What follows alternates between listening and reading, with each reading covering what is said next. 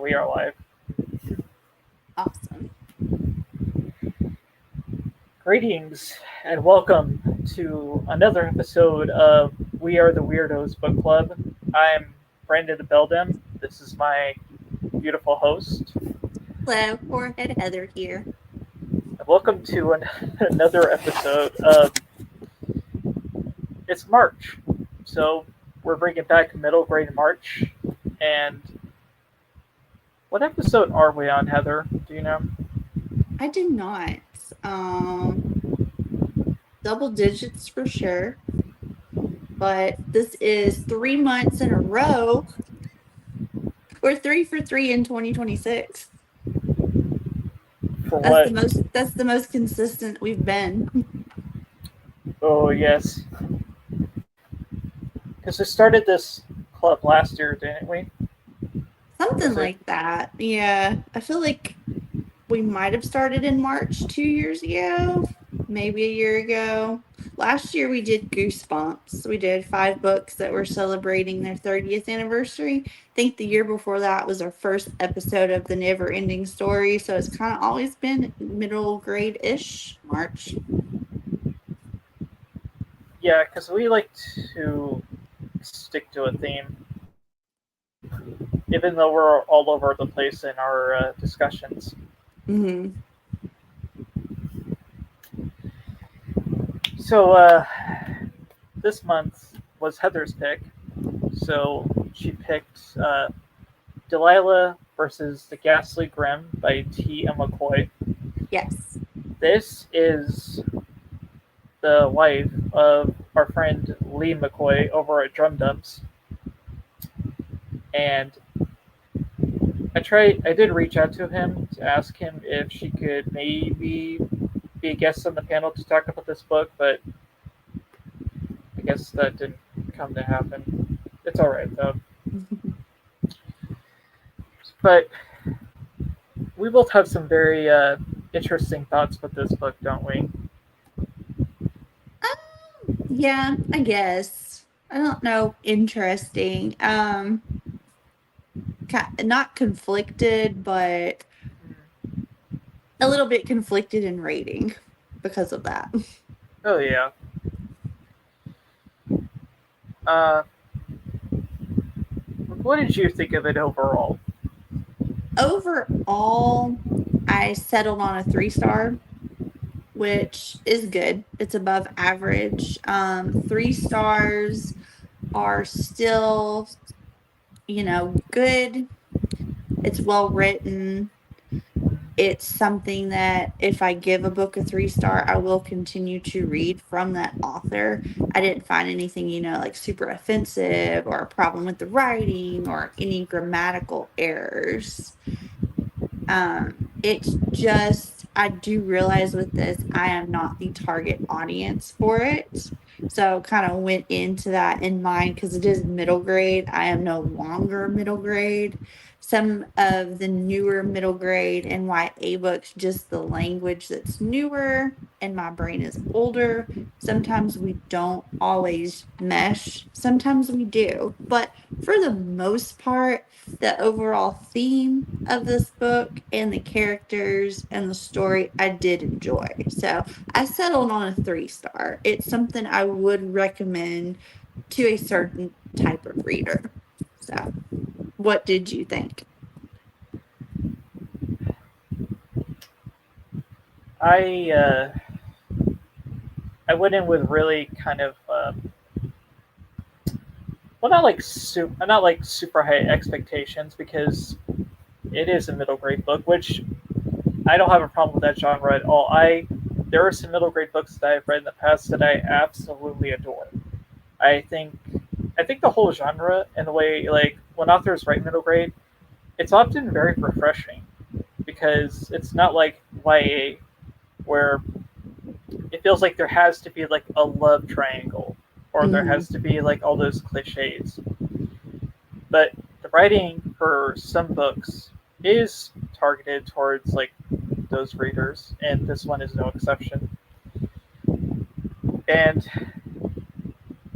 I didn't want to go into this book with a bias because we're both friends with Lee, and then we know his wife wrote it, or their granddaughter. Mm-hmm. So I wanted to just go into this book with just an honest and open opinion, as if I were reading it just from anybody. And well, I think it's cool that Lee's wife, did write this book for their granddaughter because their granddaughter, has like this condition that, or diagnosis, I should say, that um, Delilah in the book has. I found the overall book just to be okay.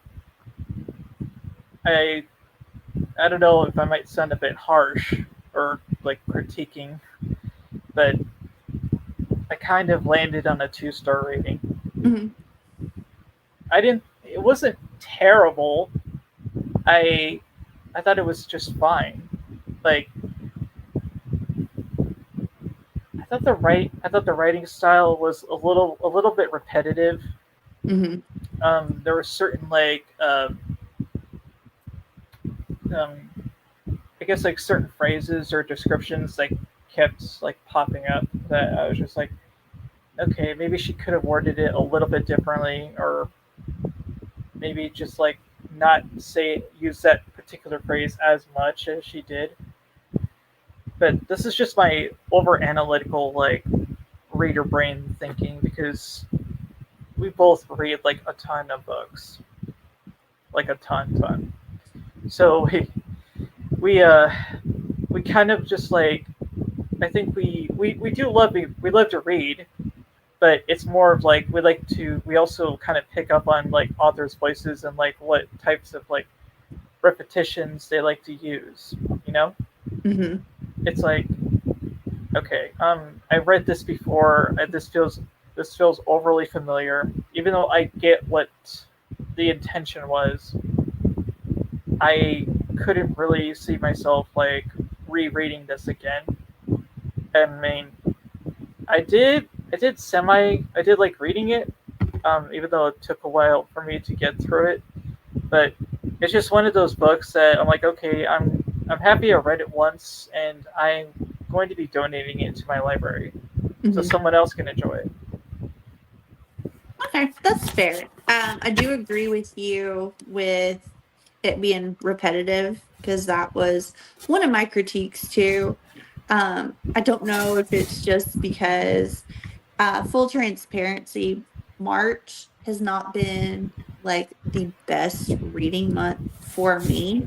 I fear I'm starting to get into like a reading rut or a reading slump, which normally books will take me anywhere from 2 to 3 days to finish. And March has been like 5 to 6. And because I try to read 100 pages a day, I intentionally get up early before my kids and my husband. That way I have quiet time and can wake up. And so I'll usually read like an hour in the morning and then an hour at night. So with that, I can get around 100 pages a day. But so, and I read two really good books that were 5 stars, and it's great that I read two 5 stars, but everything else that I've read after that has been like 3 stars, which is fine.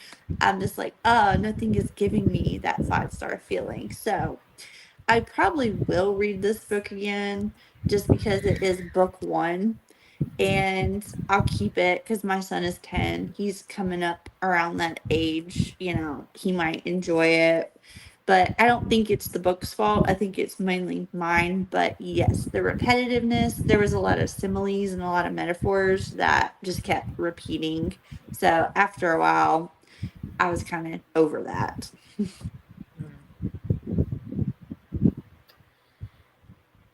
That's honestly pretty fair. Uh, yeah, it's hard to talk about this because there's not like a ton of like meat to chew on, you know, with Hmm. this particular book. Hmm. So Well, I had more positives than negatives. I watched a couple of interviews. There's not a lot of this book has only been out for it'll be a year in May. It came out in 2025. So there's really not a lot of reviews on Storygraph, Fable, or Goodreads. I think Yeah, with both of ours and then Kayla and Gory and her husband Danny, there's maybe 8 reviews on there. So it is very new and it's independently published. But yeah. I did enjoy the actual story, I guess, because I'm starting to get a little bit more into fantasy and whimsicalness. I just wanted more from the Mhm. book. Yeah. Um, yeah, it's not that the book. It's not because the book was like self-published or whatever. It's just like I judge if this book was like had a like um published like by any like the big publishers or whatever. Like, and if the story was exactly the same, I probably would give it the same rating Hmm. because I I don't know what it was. I just felt like there could have been something so much more with the story. Like even the world, I kind of feel was like almost like a lesser version of like say Wonderland or Hmm. the world in the Phantom what was it, the Phantom Toll Booth. That kind of like I love that book. By the way, I gave that book 5 stars. Um, but yeah, so what the book is actually about is about this little girl named this. I should say like 12-year-old. Hmm. Her Yeah, name she's is 12. her name is Delilah J. Monroe, and she has a condition called I think it's the same one. It is, yeah. It is. Gervais syndrome. Yeah. Yeah. Well, that means that she has seizures, and for the most part, she's just like a pretty typical normal girl. And when she's sitting in class one day, this is at the very beginning of the book. She has like this. What do you call it without like sounding like an asshole? Like when the person like I don't want to say episode, but that's essentially what she has when she's sitting in class and she's just like minding her own business, and then she has like this episode where something triggers her to find herself in this like other world where she meets I guess like uh I forgot what was one character was like it was a bug and Yeah, the other that was was Sir Nilid. yeah. That was my thing is because there's no audiobook, a Mm. lot of the creatures in this other sphere, this other world, and a lot of the names, I had the hardest time trying to pronounce them. So, yeah. Yeah, I think it was just a typical day, the very first chapter, because I was like, do what? I had to read it twice, where she's 12 and they're sitting in class and the teacher's there and it's almost like they had a visitor or an assistant teacher come in called Mr. Peabody, and she Mhm. looks at him and she sees a ladybug in his eye, and I don't know if she just that kind of triggers her to have an absent seizure where it's like she's daydreaming almost and she's seeing this mystical world, and the ladybug talks, and his name is Sir Neelid, I think is how you pronounce it. Nellid.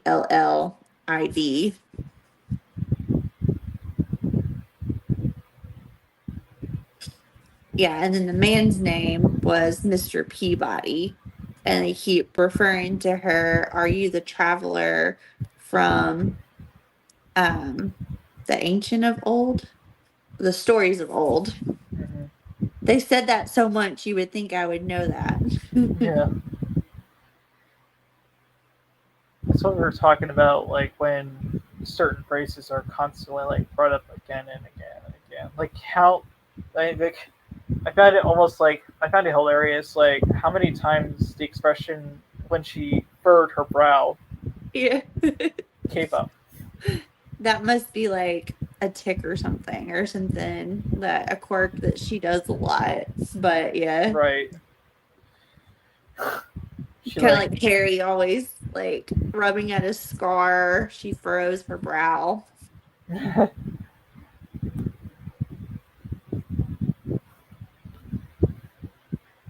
yeah. So after that school day, she goes home and then she interacts with her mom and her brother. Was it Wiley? Mm-hmm. Wyman? Yeah, Wyman. Wyman. Yeah, and hers brother is not a fan of her having seizures because he thinks that she's getting all the attention, and some of the other kids at school aren't any better because they believe like this is particularly like the bullies that harass her. They think she's faking it just to get the attention. Their condition.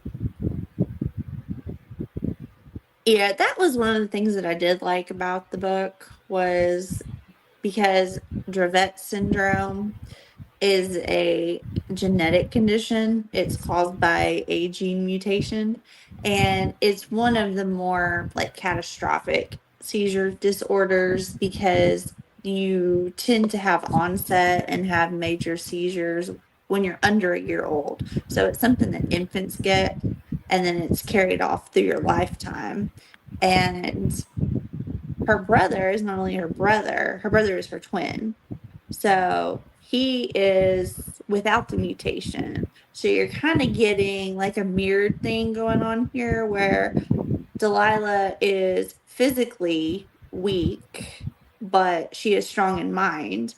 And then you have Yeah, the opposite where her brother is I don't, he's probably fine, but doesn't make like the best grades, not a top student, but he's physically strong. He plays lacrosse, and that is kind of one of those things where he wants his parents to be able to go to all of his lacrosse practices and go to all of his games. But unfortunately, when you have a sibling that has a medical disability that is so sporadic and can't really pinpoint it, she can't be left alone, especially when they're testing new medications on her. So I get his frustration, but I thought that was very interesting that she chose to make the kids twins and then one had the disorder and one didn't, and then how they kind of are walking through life, at the school the same exact age.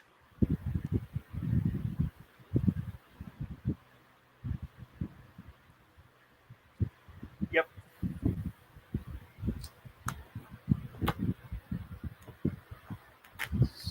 So there's another kid in this class that has a major part in this book. Um,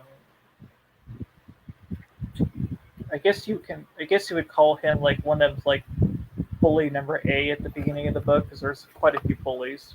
Yeah. Um, That Samuel the Beast that's on the lacrosse team with her brother Wayman. yeah.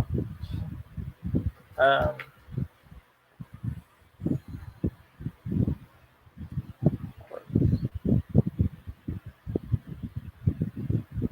I'll look stuff to talk about. Some. What did you want to say about? Did you want to say anything about Samuel, this character? Yeah, the first time he came on screen and was just being a jerk to her and accusing Delilah of not even having seizures, that is just something she made up. My first initial thought was, what a little shit. But then I was like, well, there's probably more to him, and there's probably a reason why, because most bullies bully people, like the phrase hurt people hurt people. There's probably something that's happened to him that made him that way. And I was like, oh yeah, he's a 12-year-old. Like kid that hasn't really experienced a lot of life. But my first maternal thought was like, if anybody was picking on my kid like that, I was like, you little shit, I'm going to kick your ass. But then I was like, okay, wait, there's probably a reason for this. And then we come to realize there is a reason why he is the way he is because his dad passed away. Hmm. Yeah.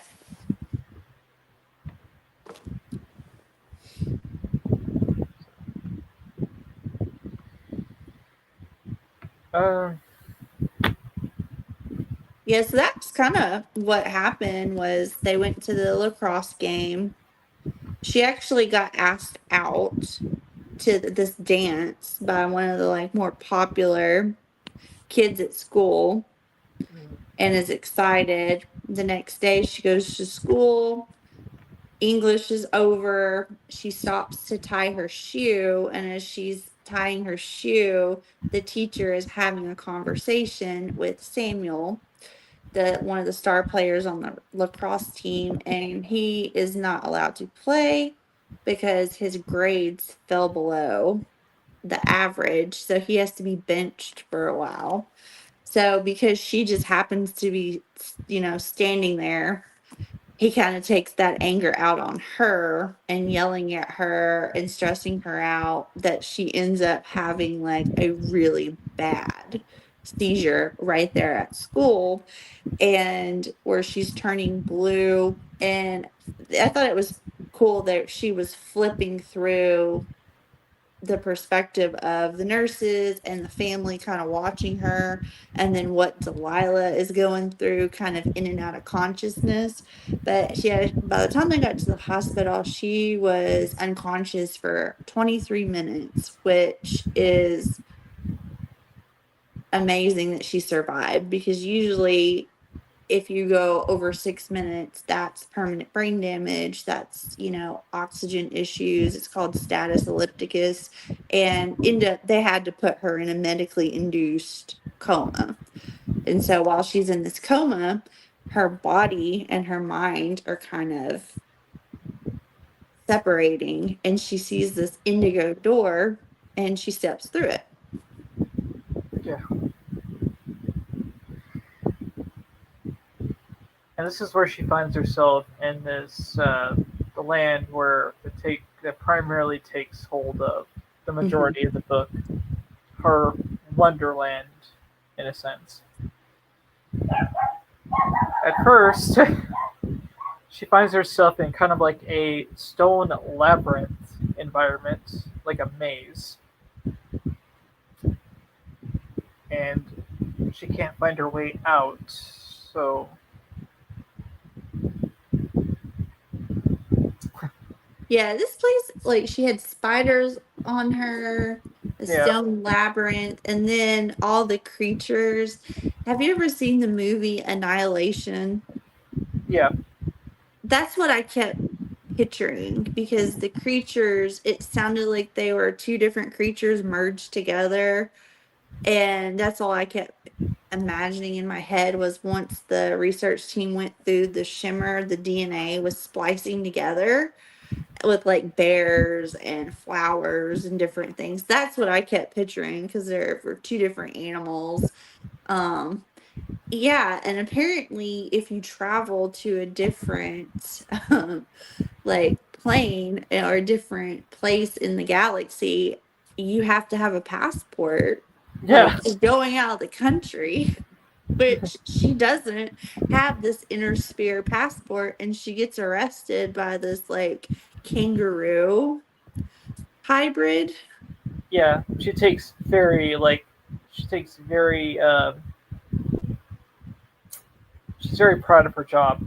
Yes, takes it very seriously. She must not get to arrest people or like Uh, travelers very often at all, because Not humans, at least. no. But And yeah, getting to the jail seemed kind of fun because it was like the almost courthouse like too. you're on a roller coaster ride, and like there's an octopus that they use to strap you in. Yeah. That sounded pretty cool. I mean, this book isn't like it's not devoid of any kind of creativity. There is like creative stuff in here. It's just like the story of it kind of just feels way too familiar for my taste. Hmm. Like, okay, I can see what she was trying to do with this. I just thought, I don't know, there could have been like something more to it. Could have been like even weirder. Yeah. I feel like it's a good world building book. I don't know if she's having a sequel with Delilah or if it's going to be side characters or completely different protagonists because it is book one. And then the end Yeah. of it, it does end kind of on a cliffhanger where there could be, a book with her in it. But I wanted more because this book is 276 pages. And I felt like there was just a lot of talking and a lot of wandering around, and I had questions. After she got arrested and put in jail, they're like, okay, well, you don't have your passport, but you got here, so you're a traveler. Are you a traveler from the stories of old? You have to be. So to prove that, you need to go on this adventure. And it's like they were doing a lot of side quests and there's all these animals that were very unique, but I had questions about like what's the book of truth and what is the book of woe, and how do you read it, what does it do? We never really got a backstory too much on the Ghastly Grim. Just he was there when he was young, then he got banished, and now he's back. And what's up with this talisman? Is that where his power's at? Yeah, I had a lot of questions that maybe to get answered more in the second book. But that made me kind of think of the Ghastly Grim. They were talking about there's this darkness that's taking over, and it gave me never ending story vibes there. Yeah. This book borrows a lot of other like like inspiration from like other fantastical children's books. Hmm.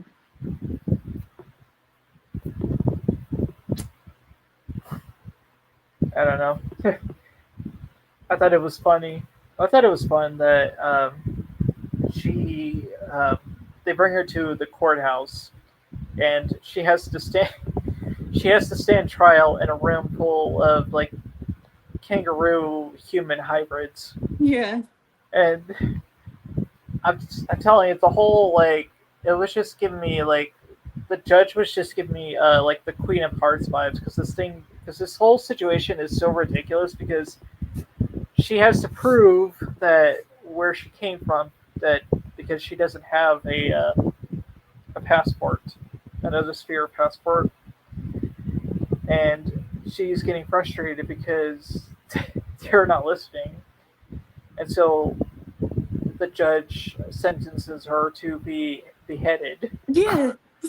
So 12-year-old child. Um, To the guillotine. So it's like, yeah, wow. and this was quick too. Like No, no lawyer, like no, nothing.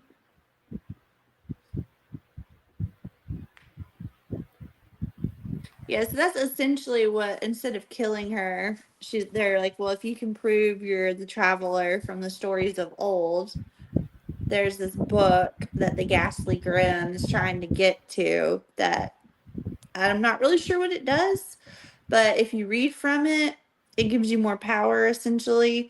But it's in this black cave and it's guarded by this dragon. So their first adventure was getting in this big boat and going out to sea, and it gets attacked by like a snake hybrid creature. like a I think it was like Cobra Kanda or something. Yeah. Which, is one of those things where I know she's establishing that because Delilah has seizures, her physical limitations, one of the things is she could never really go swimming. She never learned how because there was, she could possibly drown. She's not been able to play sports. Her thing is kind of just being really smart, working puzzles, and she really loves math. And then they end up getting beached on this island and they're talking and everything. And then, so it's like the Ghastly Grim, but then his general is the Sorcerer Dread, who is over this army. And he speaks a lot of Latin and casts spells. And essentially, she finds out she does have powers in this world because the Sorcerer Dread gets a hold of the dragon that's guarding the Book of Truth and starts bullying the dragon. And she ends up having this like plasma electric power come out of her fingers, Yeah, but she can't control it. That was one of the miscommunication things, like Sir Nelvid, Mr. Peabody, and then there was another character, Victicus, I think, which is this Vit- little guy on the front. Viticus. Yeah, they all were telling her, just use your powers. But she doesn't know she had any. I was like, maybe if you guys sat down and talked to her about, because then they were like, oh, not only do we have to get this book, but it's also guarded by a dragon. She's like, well, why didn't you tell me that in the first place?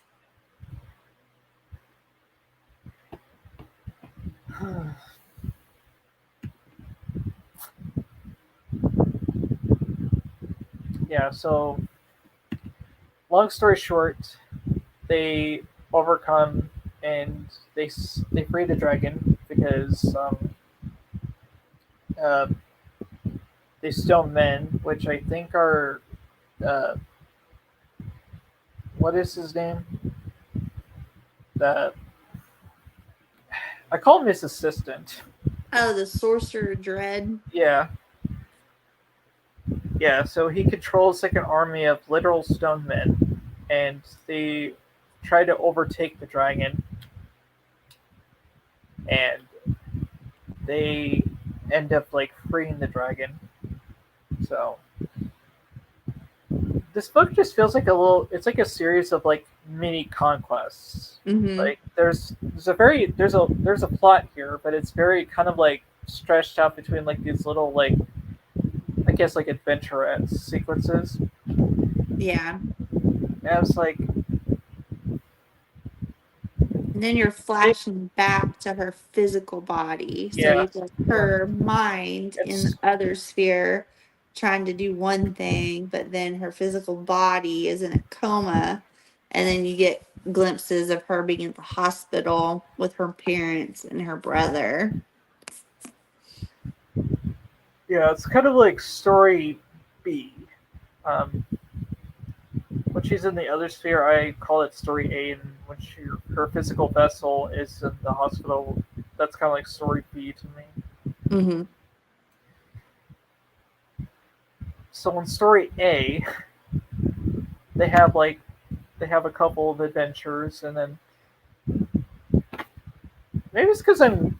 This is one of the things I have like with the issues I have with the book. Maybe it's not. It's not the book or the author. It's just a me problem. Maybe it's Mm-hmm. because it's probably just because I'm getting older and I guess my reading taste have kind of evolved a little bit.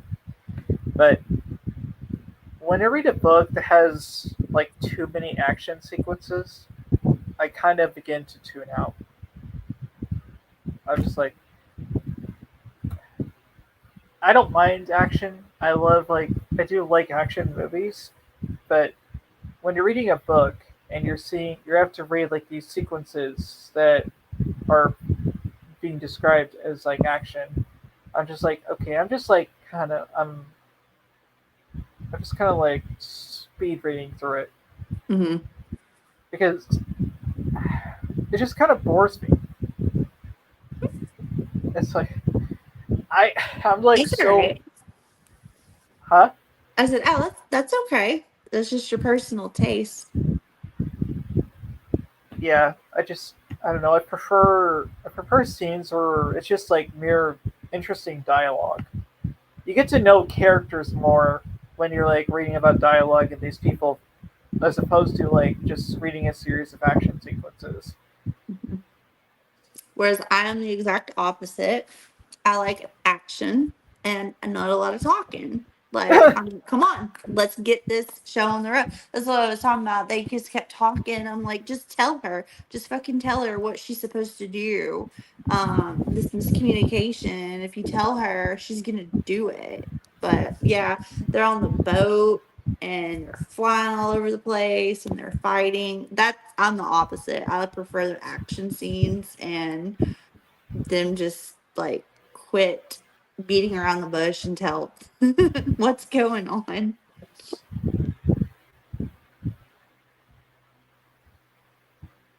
that's pretty fair. I know. I was like, oh, so that's good. So maybe that's why I enjoyed it a little bit more than you did. That's a perfectly valid reason. I just like I'm sorry. I'm just like the opposite. just like No, it's when action, fine. yeah, when action just happens a lot in books, I'm just like, okay, just I just want to get through it so I can get back to what I consider like the good stuff. Hmm. I don't mind. I like character backstory. I like characters talking to each other if it has a purpose, but when it gets repetitive and it's like over and over, okay, yeah, I get it. It's like you're just using this for filler, you're using this for a word count, you're using it to get to a certain number of pages so you can get it printed. Like, let's get on, get this book. And then once you get the book, well, dang, we don't know how to open it now. And then let's discuss for 5 pages how we're going to open it, but then go to sleep and we'll wake up and feel better about it. And yeah, I was like, I need things to happen.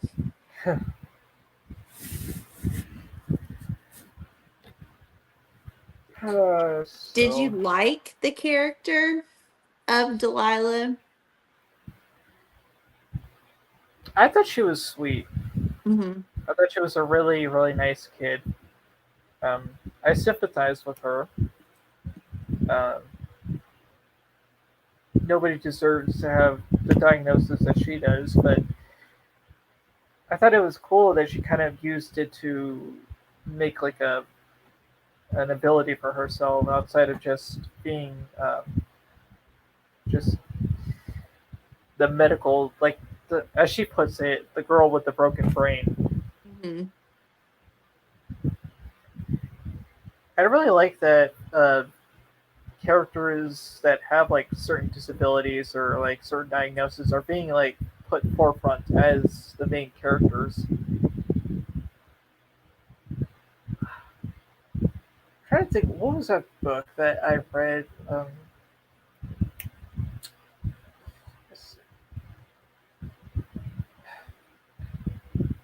I forgot the name of it. It was like a very popular book that it had like a character who was on the spectrum.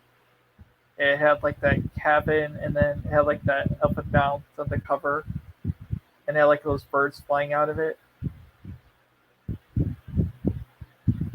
I don't think I read that. Let me look those up real quick. Yeah.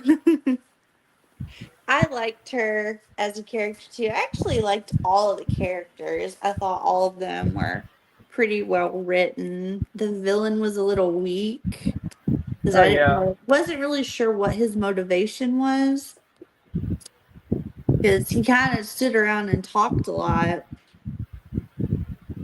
and was just trying to be menacing. And she kept calling him a bully. Like I've dealt with bullies my whole life, so she was able to overcome him. But yeah, I did like her. I like characters that there's a flaw in them or that they're morally gray. And so I thought that was pretty neat that she had something physically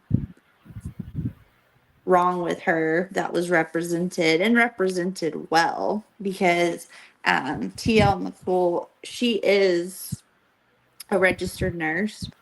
So that's what she was talking about was her working 12-hour shifts and then the real Delilah in life because she worked 12-hour shifts. She would work a couple and then be off the rest of the week, and she could help with like speech therapy and physical therapy, medication administration. So I thought that was done very well.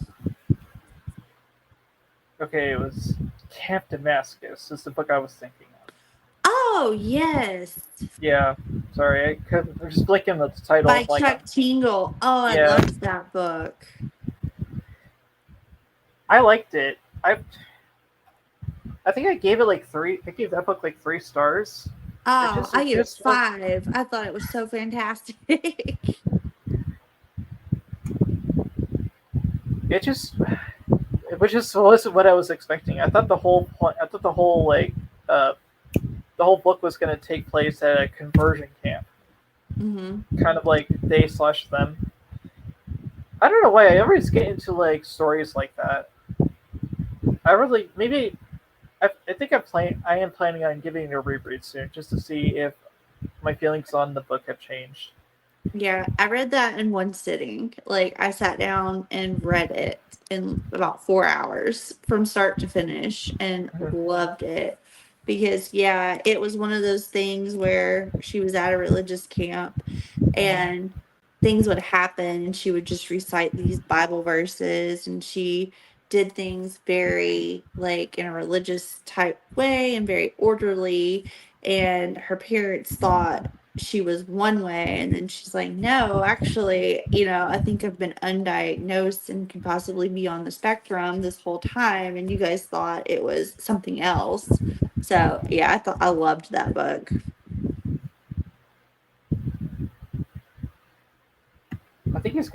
I think he has a really good writing style. I won't lie.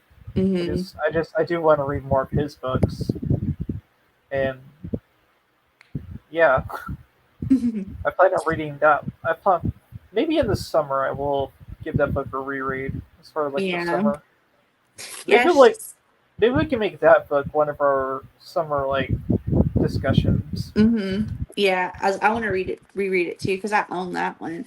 I think she's written another book called Roller Skate Skinny, and Yeah, then she was talking about she was writing before the next book of this one, she was going to write an adult thriller. So I'm very interested to see, since this is the only one I've read from her, the difference between middle grade and kind of nonfiction-ish, but fantastical and something that's completely, adult, what the difference would be in the writing style with that.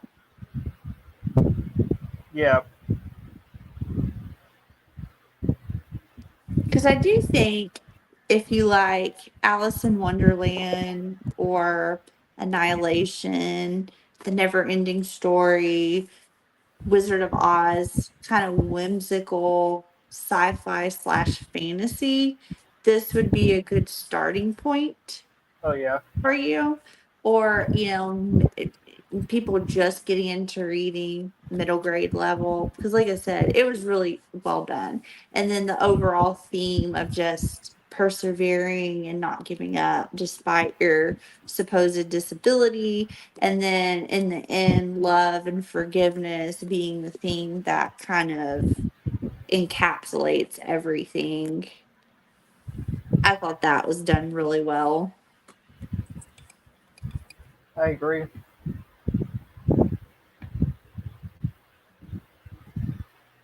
Yeah, I feel like I want to message Lee or her and ask because the numbers 369 were repeated a lot in the book.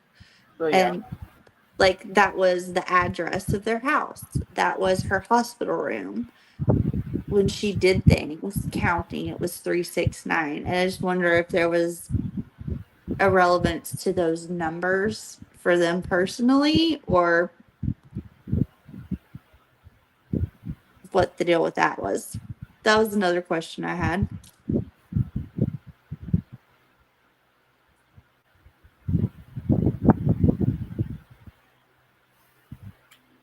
So, do you have any like closing thoughts on the book? Because I don't have anything else I want to talk about. Um, Mainly just Samuel. So like the B plot was him and his mom visited her at the hospital, and he looked at her and she's laying in the hospital bed, and he realizes that no, she wasn't faking, and he ends up running away and hiding in a bathroom. No one can find him. Everyone's looking for him. One of the nurses was like, "Oh, I recognize Samuel. He's a really good kid because his dad was a patient here for about 6 months." And they would practice like the spelling words. He was wanting to go into the spelling Sure. bee, and his dad ended up dying. And so that's kind of why it was very fresh. He had all these feelings. He didn't know how to deal with it. And he came to the hospital to apologize to Delilah. And somehow she kind of dream warriors like pulled Yeah. him into through this indigo door with her. And they ended up battling the Ghastly Grim together. And they become friends. Like they squash their beef. She's like, I forgive you. And he's like, cool. And then they defeat the Ghastly Grim. Does she actually go to the dance with him or with Johnny? I was a little confused on who she picked to go to the dance with, but then it's like, oh, the Well, Ghastly Grim's not defeated. He just got banished. He could come back. I don't think she. The book ends like right before she goes to the dance, so I Mm-hmm. don't know. It's unclear about who she actually went with. Yeah. And then there was like the whole thing at the very end of the book when um,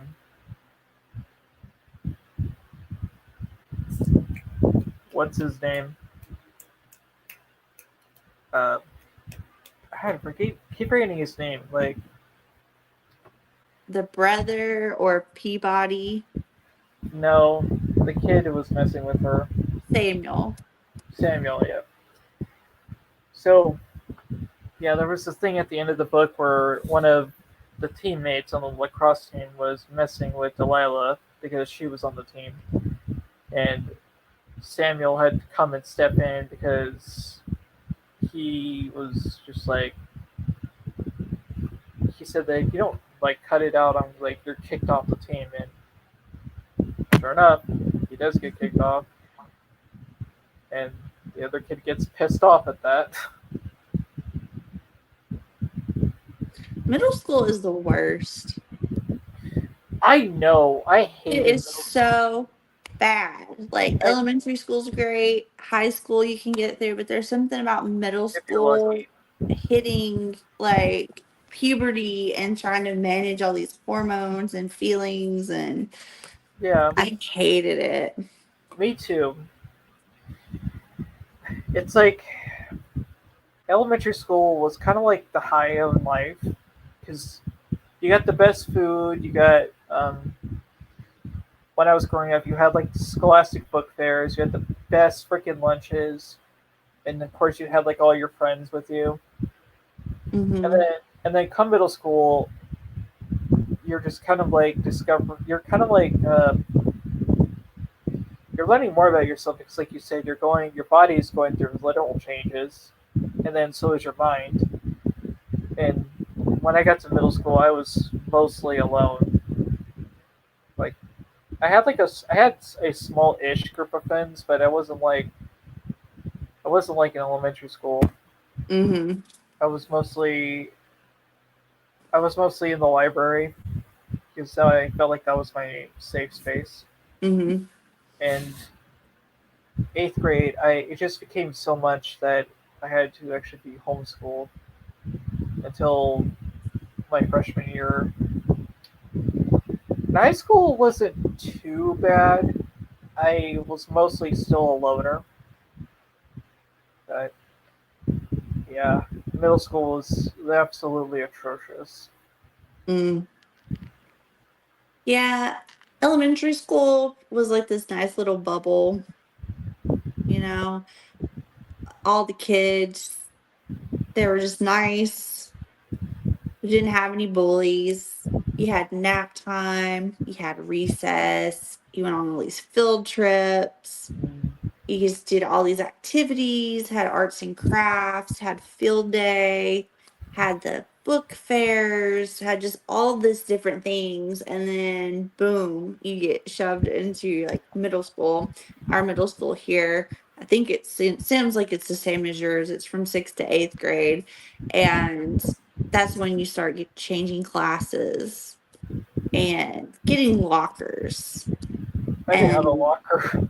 oh, you didn't? I was No. like, yeah, we had a locker and learning the combinations. And then that's when all the kids like got really foul mouthed, started cussing, like are They were sex mean. obsessed, getting mean. They were Yeah. mean. Those middle grade schools are like this was back in like the early 2000s.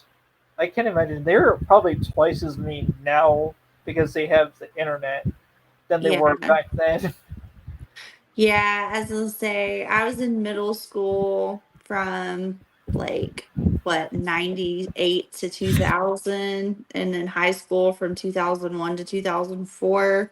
So I went to high school where we didn't have cell phones, which was nice. There was no social media or anything Oh, like such that. was bliss. I know. High school was a lot better because, Columbine happened in 99. So that was when I was in middle school.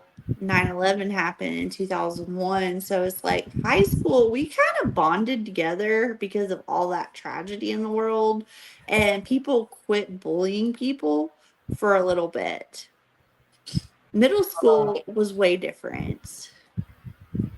People were just rude for no reason.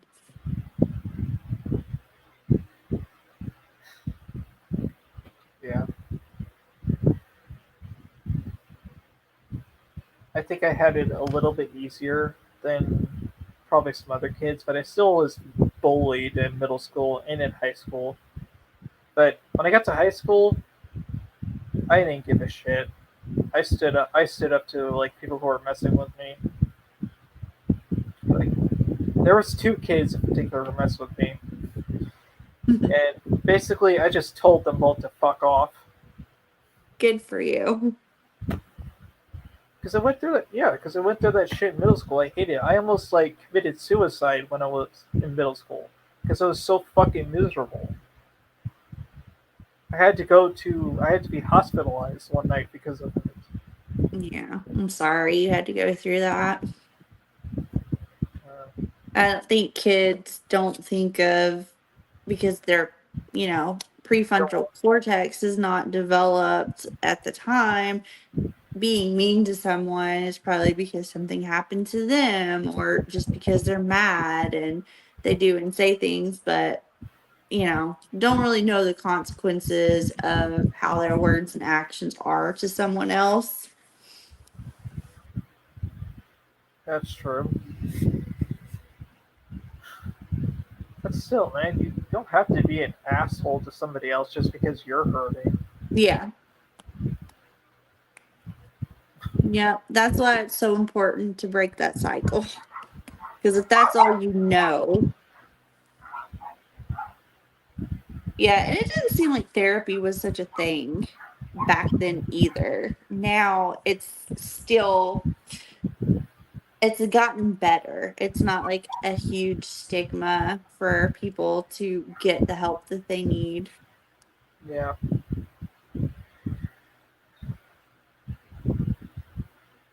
Now a lot of people, I think myself included, carry some trauma from that time in their life.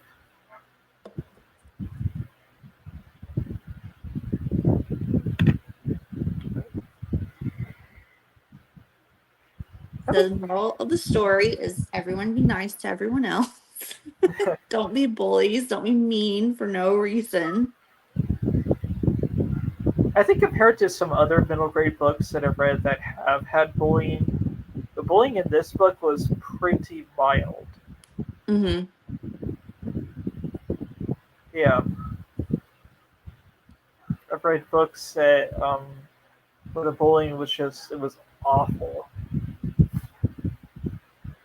So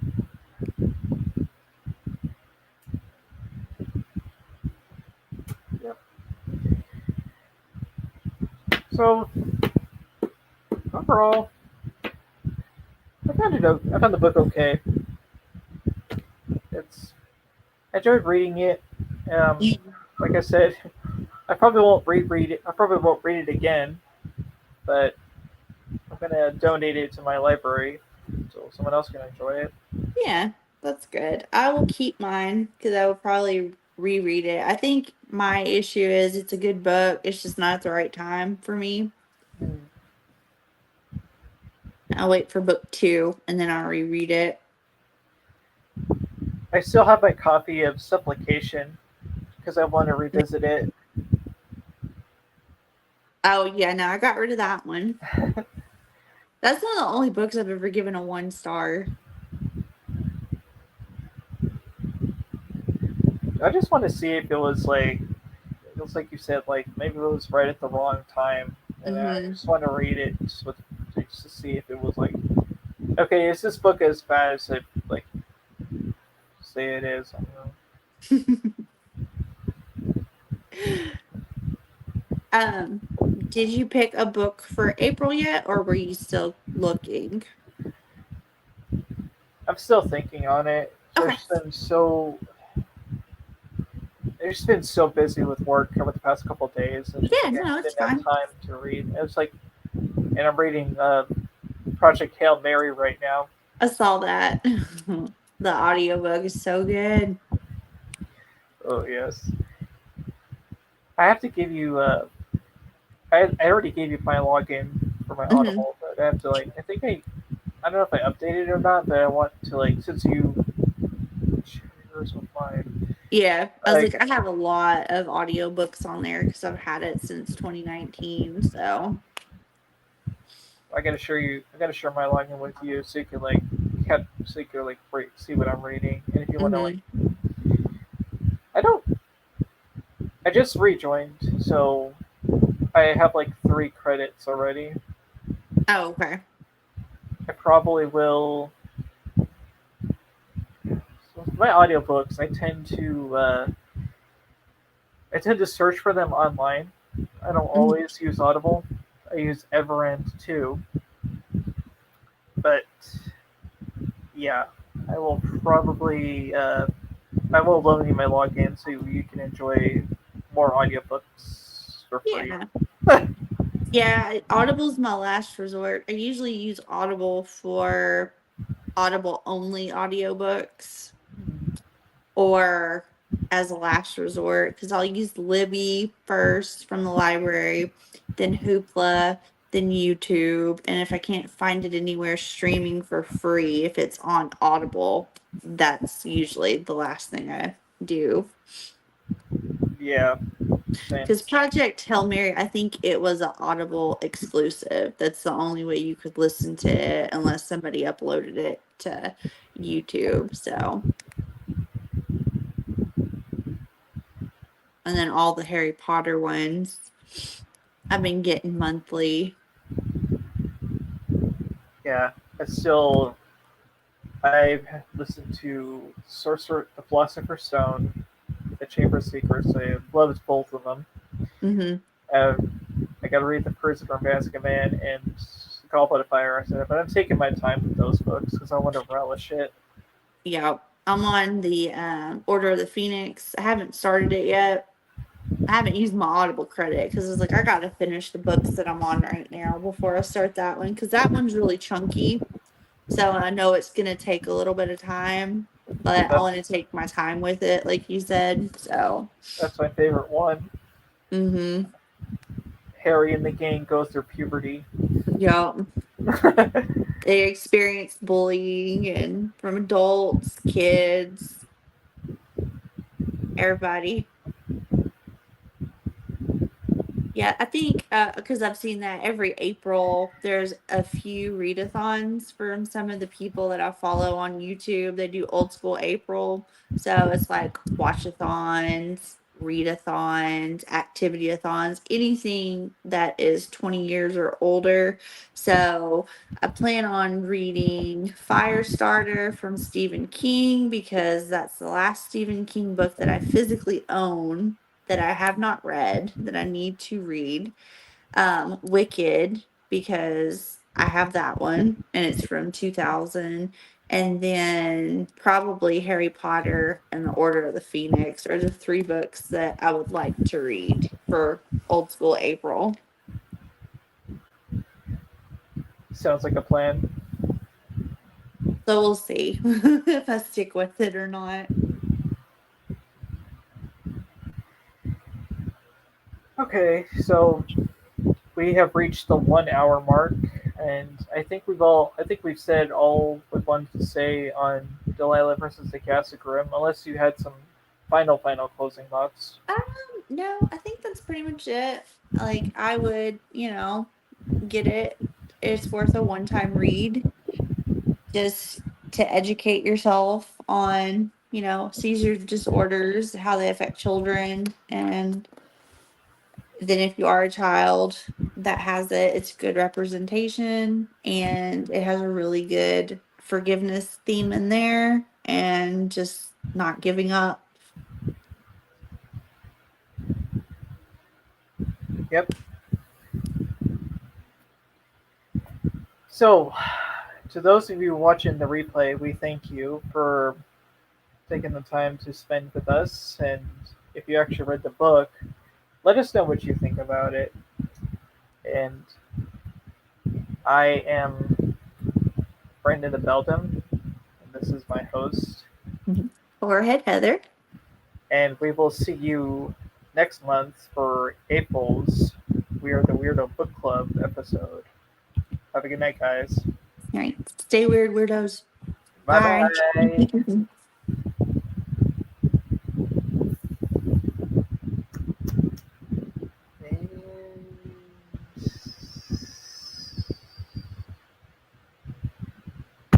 And stream.